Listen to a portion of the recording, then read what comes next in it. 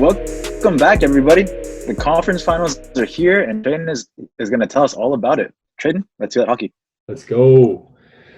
All right, guys. So we came here. It is September 8th. Geez, November. And we sit here with the Final Four. We were blessed. We had 3 series. Last series go to Game 7s. Albeit all the teams that gave up their 3-1 leads all ended up winning, as I think we kind of expected, last podcast. I'm just going to jump right into the Eastern Conference Final here. We have Tampa Bay, who whooped up on Boston pretty good, kind of uprooting everyone's idea that Boston is going to make it to the finals and win the Stanley Cup, versus the New York Islanders, the 6th seed going into the playoffs this year. I'm going to start just talking about Game 1. Game 1, Tampa Bay had a touchdown and 2-point conversion, and the Islanders had 2 points. It was a shellacking, as I say. The Lightning were off for an entire week after they beat Boston before heading over to Edmonton. They hopped off the plane and completely smashed the Islanders. The Islanders did have some resiliency early on in the first 5 minutes, tying the game. But from then on, it was all the Bolts. Braden Point with a 5-point game, Nikita Kucherov with a 5-point game.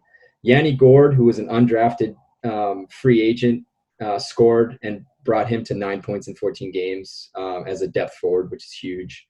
The Lightning forced their fast-paced game, brought it to the Islanders. The Islanders just seemed like they couldn't handle it that game. Tyler, I have to ask, we've seen the Islanders manage to figure out teams later on. It's hard to tell if they're going to be able to sit back and figure out what happened. That ability to tame the pace of the game, play their game, frustrate the Bolts, and that are clearly better than them, and stem the lightning storm that is the Tampa Bay Lightning. Yeah, I mean, clearly Game 1 showed just how deep and dominant that this Lightning team is. And like you mentioned, I think Game 2 is going to be the big teller to answer that question. If, the Tampa Bay comes out and wins by more than 2 goals, like I don't think there's any chance the Islanders are going to win the series. If the Islanders come back and put up a more solid fight, then I think we'll see a more interesting series. But I mean, Tampa Bay just dominated every single aspect of the stat line in that game. I mean, there's no, if I was an Islanders fan, there's like not a lot of room for hope right now. So other than hopefully they come back in Game 2 and make a huge adjustment, I think they got good leadership on that team. So I think that they can, if there's a team that would. But as we're sitting here right now, after that 8-2 dominant win, New York's got to figure something out. Otherwise, this year is going to be over real quick. Definitely. People. I think people actually kind of expected it to be more of a chess match, as they say. The Islanders with their defensive style, up against the Lightning, who we expected maybe would kind of play the game out and feel out their opponent a little bit. That really didn't transpire. I mean, the Bolts just took it to them and never let the Isles park the bus as they kind of always do. The bottom 6 was eaten alive. Every stat was, as you mentioned, every stat the Lightning dominated. But Eric, we kind of know that the Islanders have been much better than that. Do you think a day's rest in the new Edmonton bubble, with video review and time to figure out this team, is it going to be enough for them to, beat this Stamkos? We don't even have Stamkos. Do you think they're going to be able to beat this team and figure out this team? I think they could beat this team. I don't know, in a series, maybe a couple games though. I think that 7-game series against the Flyers, it's starting to show on them, kind of like when the Jackets win in an extended series versus the Leafs. Their legs aren't underneath them as much. They're not that rough and tough closeout team that we didn't see that at all first game. They just got completely bullied that first game. And the things that they struggle with in the season, which was basically not being able to do dick with the puck. Mm-hmm. In other words, no offense, no scoring. It's kind of what we saw that first game.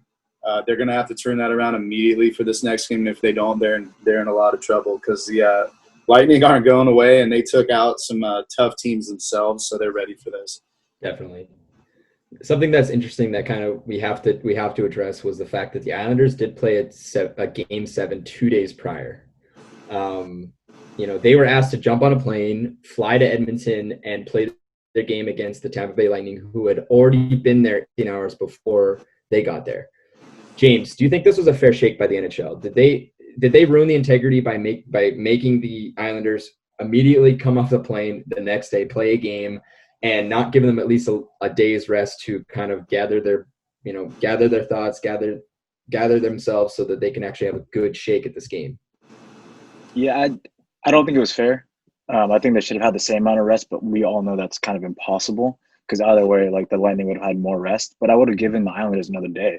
Yeah. Like, give them some time to reacclimate to a different climate. They've been in the same bubble for a long time prior to this, and now they're going to a completely new and different place that the Lightning have been there 18 hours beforehand.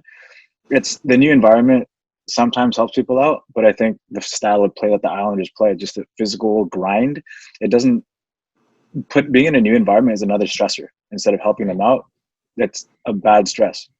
And so that I feel bad for them, man, because they only have another day of rest and then they play again tomorrow. So like, oh man, it's like, yeah, I don't know if they'll recover.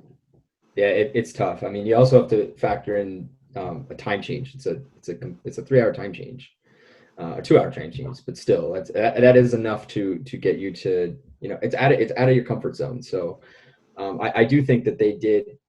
I think the NHL dropped the ball on this one, but I think that the Islanders, at least will have after today, we can't really say that they haven't acclimated to the new environment. Maybe not quite to the same extent as the Tampa Bay Lightning, but at least they'll be kind of caught up.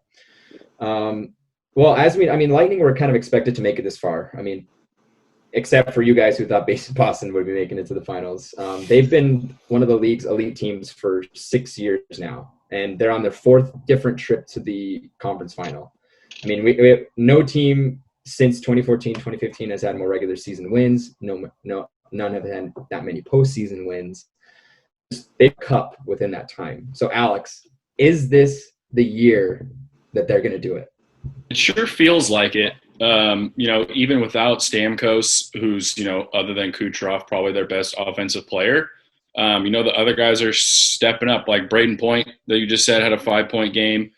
He had that game winner in that game 1 5 overtime game that really possibly has, if they lost that game, we would be talking about a totally different team in the Eastern Conference Finals right now. So it sure feels like it. We'll see. I think the Islanders are going to give them a little bit more coming up the next couple games here, but it does seem like this is the Lightning's cup to lose, I guess. Yeah. I want to kind of ask you something about Braden Point, actually, or something around him. So he's only had one game this postseason where he's been off the score sheet. He has 23 points in 14 games, goals 15 assists with a +11 rating. He was 79th overall, 3rd-round pick in 2014 by Tampa Bay, and he's been with them ever since. Alex, can you think of any other draft steal like this in any other pro sports off the top of your head? I mean, the guy has been on the precipice of 100 points in his past, consistently been solid in the postseason where it actually matters. The guy's scoring game-winning goals. Is there anybody in postseason that you could think of that, or not necessarily postseason, and as such a draft steal? Yeah, there's this guy. He plays football. He just left New England to go into sunny Florida. Real solid. I think he's done like some shit in the playoffs. I can't remember. Yeah, Tom Brady is possibly the best steal of all time. Tyler gave us a little message. Mike Piazza to the lowest draft pick ever in baseball history to make the Hall of Fame. I would say in recent history, especially in the NHL, Braden Point has probably been the steal. Yeah. It's kind of a tough question because obviously, Brady and Piazza, they're, either have retired and made the Hall of Fame or going to go into the Hall of Fame when they do retire. And, Braden Point has not been around that long, doesn't have a cup yet. But, maybe he'll get one this year. Yeah, I mean, Tyler, I think that Braden Point is one example and a prime example of how this team has really been built. Their lineup is a complex mix of higher round draft picks, not just first rounders. They have found players all over. They have Yanni Gord, who was undrafted, Alex Killorn, who was a third-round draft pick, Cedric Paquette, who was a fourth-round draft pick. I mean, what do you think of the makeup of this team? Is this the way that teams should – do you think teams and GMs, scouts should be focusing more on the later-end, gems than putting so much of their time in the first round and making sure that, we get a player that's going to be good tomorrow, when clearly the Lightning have kind of bid their time and now are a team that, their window is still going to be open if they don't make it. This team's coming back, So, I mean, what do you think of this type of team? Do you think this is how they need to do it? Yeah, I mean, I think any sport you play, depth is hugely important to your team. That's the key. So, yeah, the first couple rounds are super important. Those are going to be your superstars in the future, hopefully. The guy's going to be the face of your franchise. But those later round picks are the guys that are going to win you the cup, because they're the guys on those third, fourth lines that are going to contribute. And if you want to win hockey games, you got to have depth. And really any sport in any sense, like depth is so, so important. If you can find those gems in those late rounds, those are huge. I mean, those are, huge. I don't know if it's luck or I think it's a combination of luck. She's a guy that they drafted and happened to, kind of bloom late in their career, and then sometimes I think it's just good scouting. It's just they saw something in this kid and they knew that they could develop him into a really solid player. And Braden Point's a perfect example of that. And I think you see it in several sports. But, I mean, even in fantasy sports, like those people that, draft their starting lineup and then auto-pick the rest of the way, I think that's foolish, because I don't know how many times I've probably drafted a guy in the 14th round that ends up, being my starter for the second half of the season. Like, depth is so, so important with sports. So, I think that the Tampa Bay Lightning are one of the most well-rounded hockey teams in the league, and they have been for a very long time, like you mentioned. They just haven't quite figured it out in the postseason, but right now it's looking pretty good for them. Definitely. So with the Tampa, everyone, I'm going to go across the board here. Tampa Bay is obviously one game to none for the Islander against the Islanders. James, who do you have in this series? Lightning in 6. Lightning in 6. Tyler? I'm going to go Lightning in 5. Alex? Lightning in 6. And Eric? I've been thinking about it, actually, as we're sitting here. I'm going to go Islanders in 7. I think Barry Trotz is going to find some way to light a fire under their ass after just getting completely embarrassed game 1. They're going to push it to the limits and go game 7. Yeah, I like that. I like that contrarian view, because I agree. I don't think the Islanders are out. I think this may go to a 7-game series. At the end of the day, I think Tampa Bay has the Islanders number, but I would love to see a long series and put a little bit of pressure on Tampa Bay. Going over to the Western Conference Final, Golden Knights obviously finally beat the Canucks after they completely dominated the game, but they just couldn't score. They had no scoring. And Dallas, called it, beat the Avalanche in 7. Game 1, we saw each team shoot 25 shots on net. Dallas scores on their first shot, and that was it for all the scoring the rest of the game. Corsi stats were nearly even, with maybe a slight advantage to Dallas, which we haven't seen the Knights lose in many, many games now. And only 5 players, 4 on Dallas, didn't even hit. So the hits were early. They were often. It was a grinding game. Just Vegas looked a little flat. Stars were playing much faster. They looked like they had fire under their ass. It looks like they weren't the ones that, played a game 7, even though they both did. Eric, the Knights decided to go with Marc-Andre Fleury in game 1. And he did put up a solid effort, 24 saves out of 25 shots, but he was beat by his counterpart by 1. Prior to the outcome of the game, did you find that surprising? No, I didn't. I think Fleury has been – he's always ready to go. We've seen him with the Puns. We saw it against the Blackhawks, even though that was a way different series. I would have been so happy for multiple reasons to see the Canucks win that game 7. One, because you said they wouldn't even make it there. and 2 because it was like 0-0 until like 4 minutes left. The Canucks just couldn't do shit on their power play. But seeing Fleury in there didn't surprise me.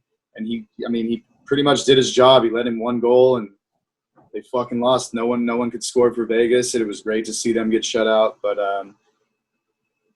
it was Leonard tonight, and Leonard got the win. So it's like every time they pull Fleury and Leonard comes back in, it's like it reignites Leonard. So maybe it's a tactic by DeBoer. I don't even know. Yeah, I mean, DeBoer went with Leonard, as you mentioned, after his solid performance.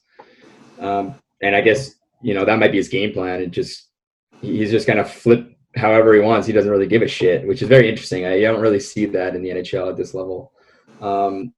But Vegas is finally starting to score. Obviously, they scored 3 against Dallas today. But goals were at such a premium for them. They just could not score in those last 3 games. I think I had, 127 shots and only 2 goals, against Demko, which was absolutely insane. James, you've been nearly driving the Stars bandwagon since the Avalanche series, and I think they somewhat shocked us in their ability to beat that team up and down the lineup at moments. Maybe they had better goaltending, but at the end of the day, they won. How do you feel about the Stars team in this series? I mean, you had a tight game that saw the Knights finally start to drum up offense late in the first, and then they obviously drummed up a lot of offense in this game. Do you think that they will be able to go back to how game 1 was, stymie the Golden Knights and win the series? I don't know. This entire series actually kind of scares me.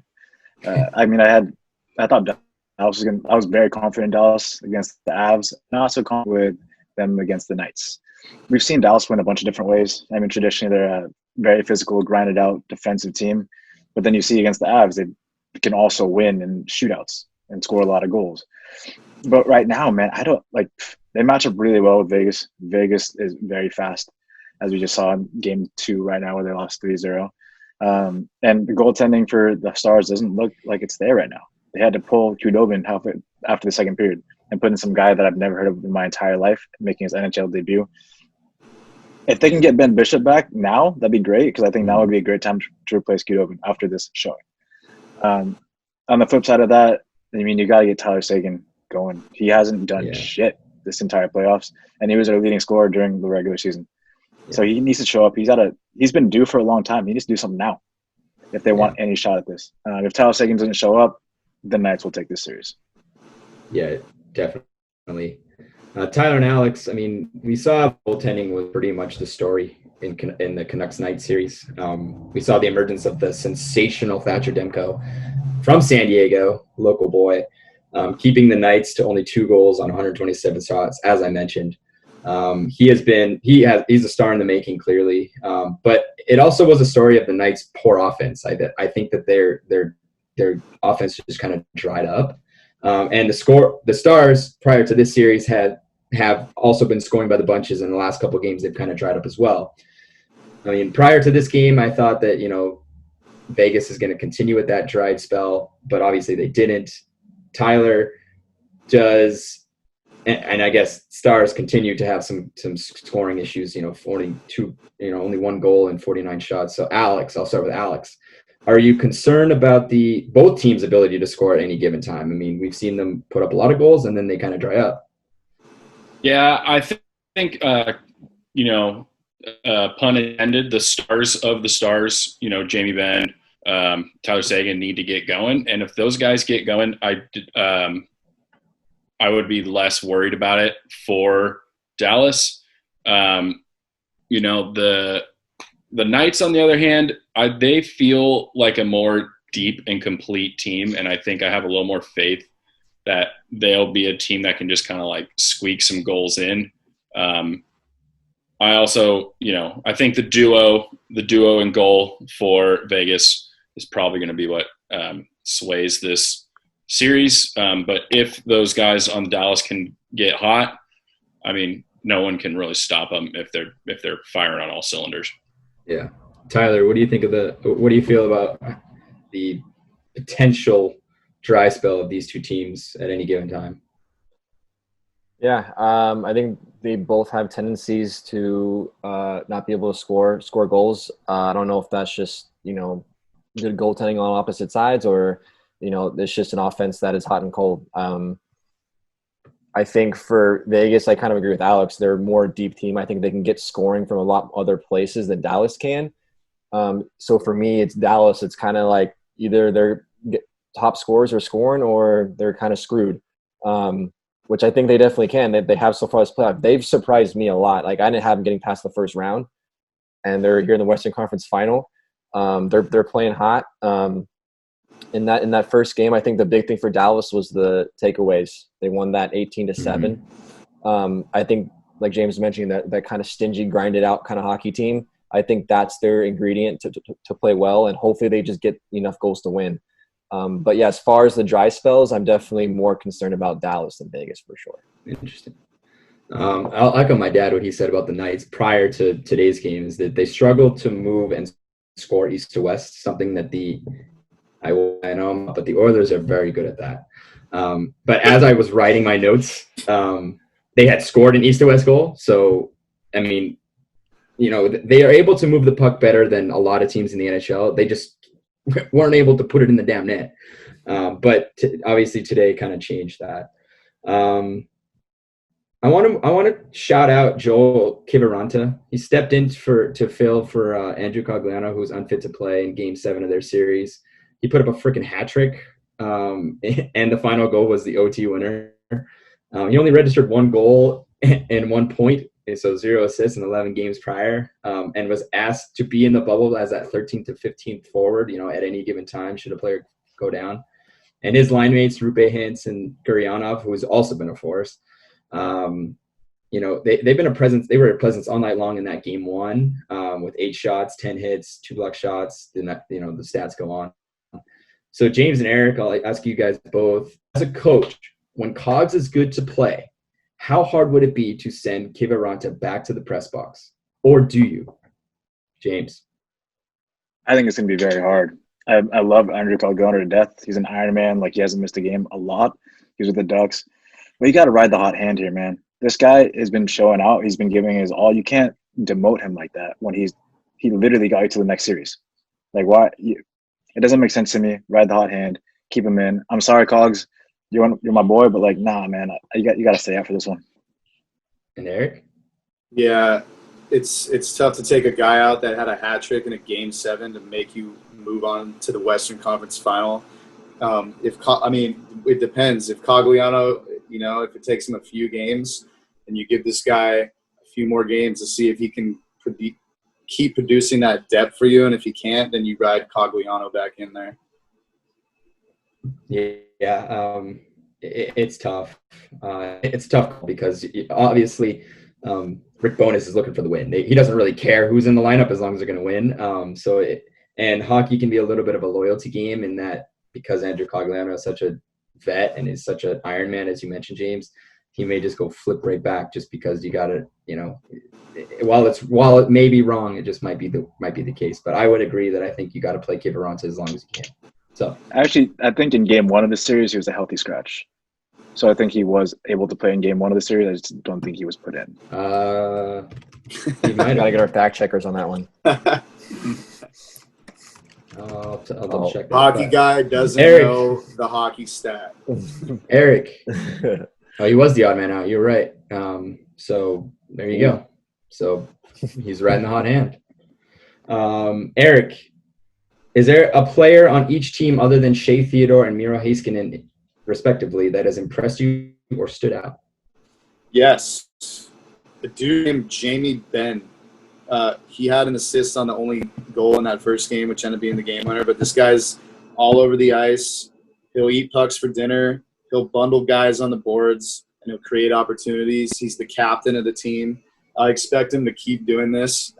Tonight he didn't do shit, but I expect him to wake the boys up and get it going for them. And anybody on the Golden Knights, or you just hate him, so you're not going to say anything? Probably that dude, Mark Stone. That guy just always scores goals when it matters. He's probably going to do that this series. He may have had one tonight, but hopefully he doesn't do that. Yeah, he's been a fantastic two-way player this whole series. He just can steal the puck out of nowhere. It's crazy. All right, last question. Tyler, who you got? Vegas in 6. James? Stars in 7. Okay. Eric? Stars in 7. Oh, and Alex. Vegas in 5. Cool. And do you want to say why it's going to be so short? Yeah, I don't trust that Sagan's gonna pick it up. He's looked awful. He doesn't look like he's got the legs. He looks tired. I think the Knights' depth is going to overtake the Stars. Fair enough. I'm on the Vegas in 7, actually. I want to see a 7-game series between these two teams. But with that, that is a hockey playoff so far. Thank you, Tradon.